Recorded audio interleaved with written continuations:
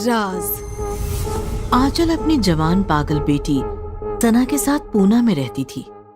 बहुत सालों पहले ही उसका डिवोर्स हो चुका था और पति निखिल से उसे बहुत सारी प्रॉपर्टी और सना के सारे अधिकार मिल गए थे। निखिल को सना से बहुत प्यार था, लेकिन कोर्ट में वो आंचल के सामने टिक नहीं पाया और सना के सारे अधिकार आंचल को मिल गए और निखिल गुस्सा हो गया। ये बात 20 साल पुरानी है।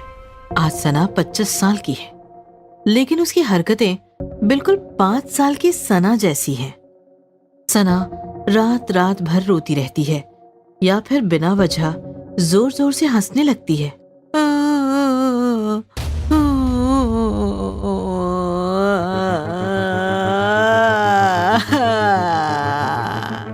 सना, चुप हो जा बेटा, मैं तेरे पास ही हूँ।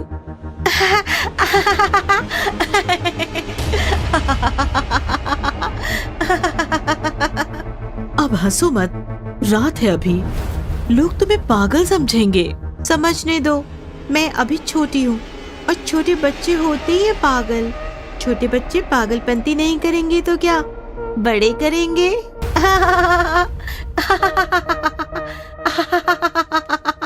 25 साल की अपनी जवान बेटी की ये हालत देखकर आंचल को रोना आ गया।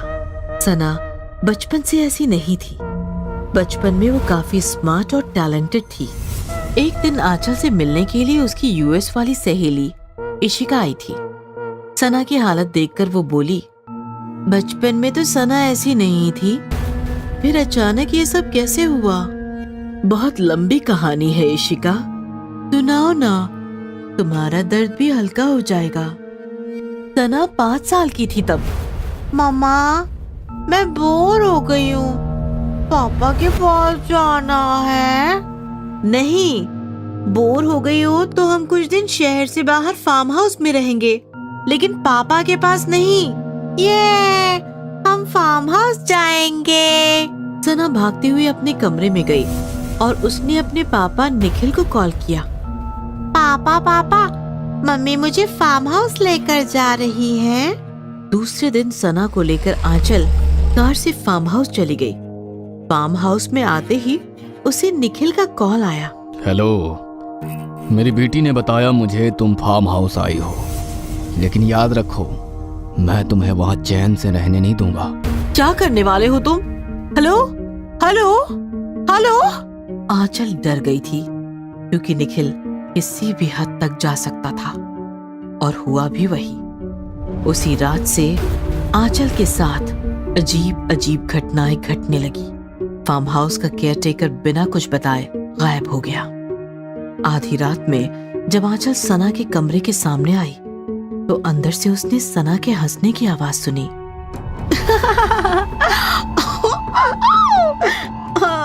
मुझे छोड़ो, अरे बाबा किसी को नहीं बताऊंगी, छोड़ो ना।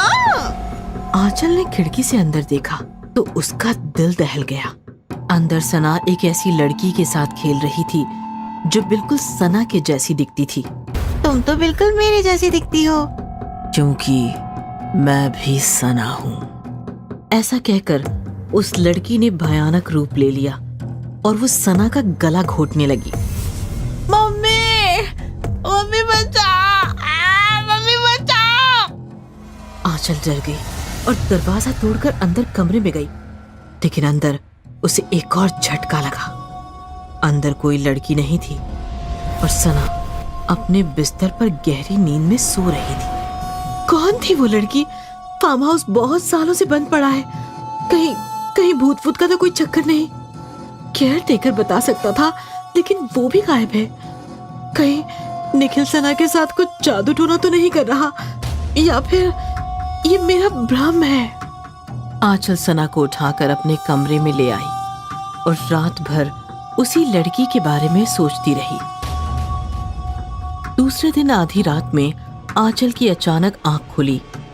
सना के कमरे से रोने की आवाज आ रही थी, लेकिन सना तो उसके साथ उसके बेड पर सोई हुई थी। सना, सना यहाँ है तो वहाँ कौन है? आंचल भागती हुई इस कमरे में पहुंची तो वहां भी एक सना बिस्तर पर रो रही थी। मम्मी, पापा की याद आ रही है। मुझे पापा के पास जाना है। आंचल भागती हुई अपने कमरे में आई तो सना चुपचाप सो रही थी। आंचल फिर से उस कमरे में भागी तो वहां वो दूसरी सना थी। पापा, पापा को कौन हो तुम? कौन हो? मेरी बेटी जैसी कैसे दिखती हो? आंचल का ये सवाल सुनकर उस लड़की ने भयानक रूप ले लिया। आंचल डर गई।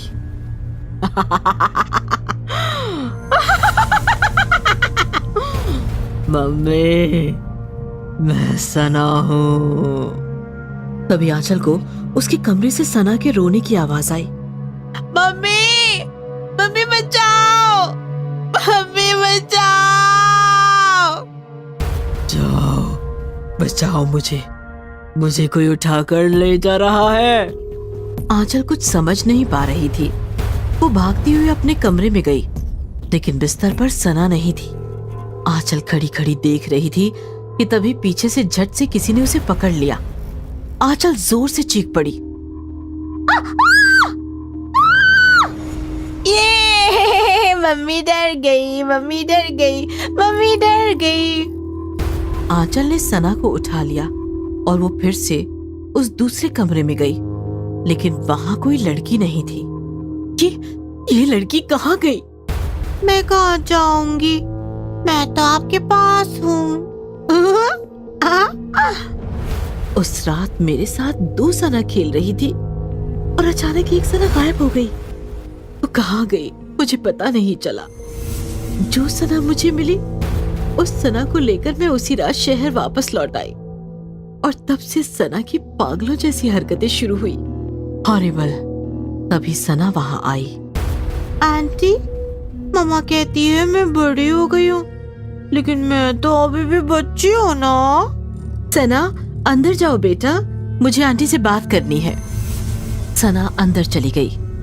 हॉरिबल वो नहीं है जो तुमने अब तक सुना। हॉरिबल वो है जो अब मैं तुम्हें सुनाने जा रही हूँ।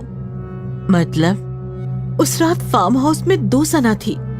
एक मेरे कमरे में सो रही थी और एक उस कमरे से मुझे डरा रही थी। और अचानक मेरे कमरे में सो रही सना गायब हो गई। पता है उसे किसने गायब किया था? किसने? केयर टेकर की मदद से निखिल ने उसे गायब किया था और आज वो सना निखिल के साथ लंदन में है। वही मेरी असली सना है। ये देख उसकी फोटो। आंचल ने इशिका को एक फोटो दिखाई जिसमें 25 साल की सना निखिल के साथ स्टैच्यू ऑफ लिबर्टी के सामने खड़ी थी। फिर ये सना कौन है जिसे तू उठा कर लाई और जिसके साथ तू 20 सालों से रह रही है? मुझे भी नहीं पता ये सना कौन है जिसे मैं 20 सालों से संभाल रही हूँ। ये सुनकर इशिका वहीं बेहोश होकर गिर गई। प्यासी आत्मा।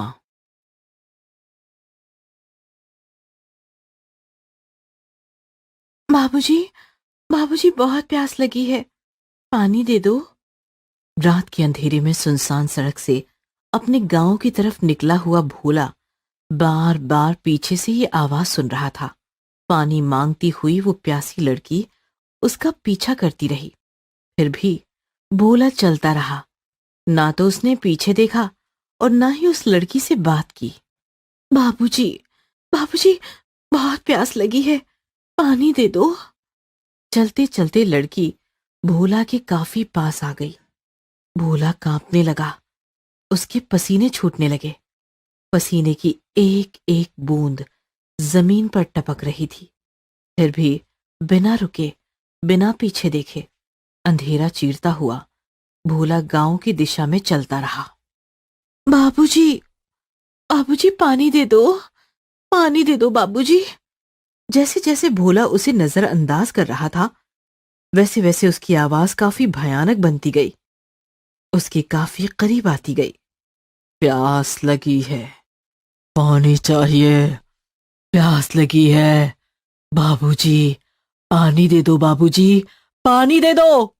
भोला पसीने से तरबतर हो गया क्योंकि वो लड़की चलते चलते पीछे से भोला को लटक गई थी। फिर भी भोला ने उसे नीचे नहीं पटका। उसका बोझ उठाकर वो बस सामने देखते हुए चलता रहा। लड़की भोला की गर्दन से टपकता हुआ पसीना पीने लगी। पीछे से लिपटी हुई इस लड़की का चेहरा जैसे ही सामने भोला की तरफ बढ़ने लगा, भोला ने अपनी दोनों आंखें बंद कर ली और चुपचाप चलता ही रहा, चलता ही रहा। चलते चलते गांव आ गया और पीछे से लिपटी हुई वो लड़की अचानक गायब हो गई।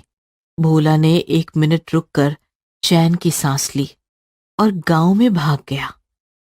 ये कहानी है बिरसिंहपुरा की। एक हाईवे किनारे बसा हुआ काफी छोटा और शांत गांव था बिरसिंहपुरा। सच में काफी शांत गांव था। अखबार की सुर्खियों से दूर, न लड़ाई न झगड़ा, न चोरी न चकारी। लेकिन पिछले कुछ दिनों से बिरसिंहपुरा लगातार अखबार की सुर्खियों में आ रहा था। खबर काफी भयानक थी। हाईवे से गांव की तरफ निकलने वाली सड़क पर लगातार लाशें मिल रही थीं। लाशें मामूली नहीं थीं। उन्हें इतने बुरे तरीके से फाड़ा गया था कि उनकी पहचान करना भी मुश्किल था।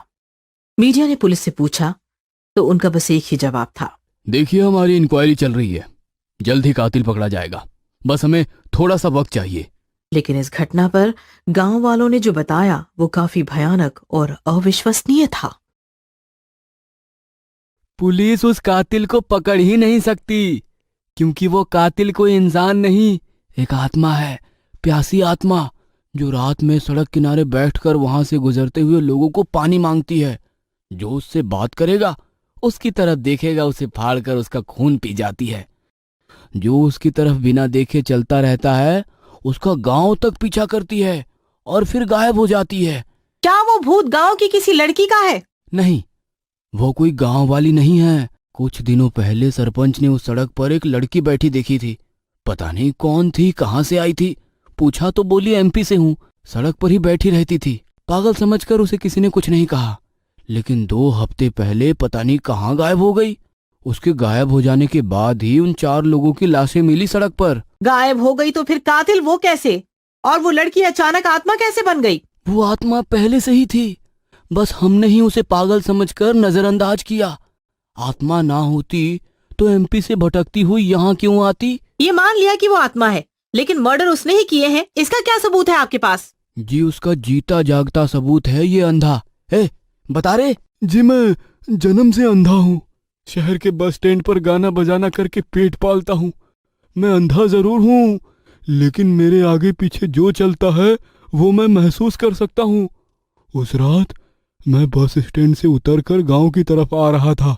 मैंने महसूस किया कि मेरे आगे कोई जानवर किसी का कच्चा मांस चबा रहा है, लेकिन वो कोई जानवर नहीं था, वो प्यासी आत्मा ही थी।